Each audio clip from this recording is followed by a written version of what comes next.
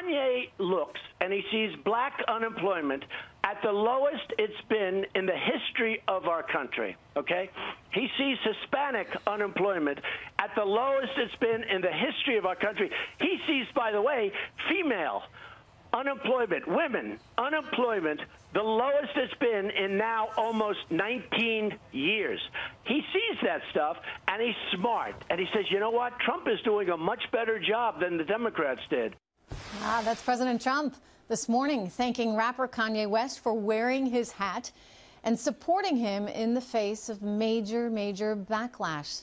And he called in this morning to Fox and Friends. All of this coming as a Manhattan judge ruled that kicking a Trump supporter out of a bar does not violate the law.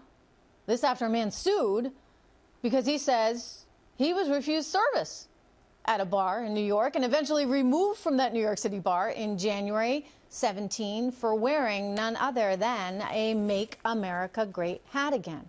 You know, while the law does not protect against political discrimination, you might think that someone wearing a Clinton hat probably wouldn't have that same experience in New York. But nonetheless, if you have a hat like this one on in New York City, you're going to get in a bit of trouble. You know, I got this because I was covering the inauguration, and at the hotel, they gave everyone a hat like this when you checked in. And so I kept it. I don't wear it. I don't support either side. I'm an independent, and I have many different beliefs that straddle both sides of the aisle. But, you know, what if I did want to wear it? What would happen in New York City? I mean, why would I ever feel nervous to wear a hat like this?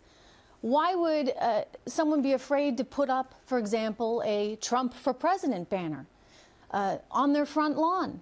And yet people were. In fact, we saw college campus after college campus after college campus declare when you put up a Trump for President sign, that was somehow hate speech.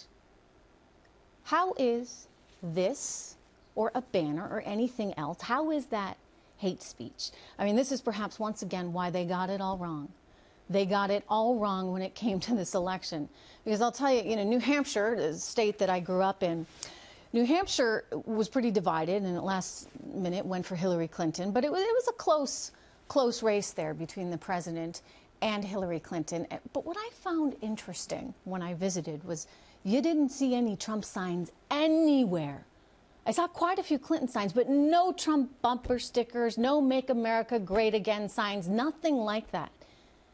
And so what hit me was there's this kind of pressure, this societal pressure. People were afraid to put up these signs. They were afraid to tell others what they thought. And that's one of the reasons the darn exit polls were so wrong. People felt that their speech was being suppressed. They couldn't be honest. They couldn't tell you who they really voted for. They couldn't wear the hat. They couldn't put the bumper sticker on their car.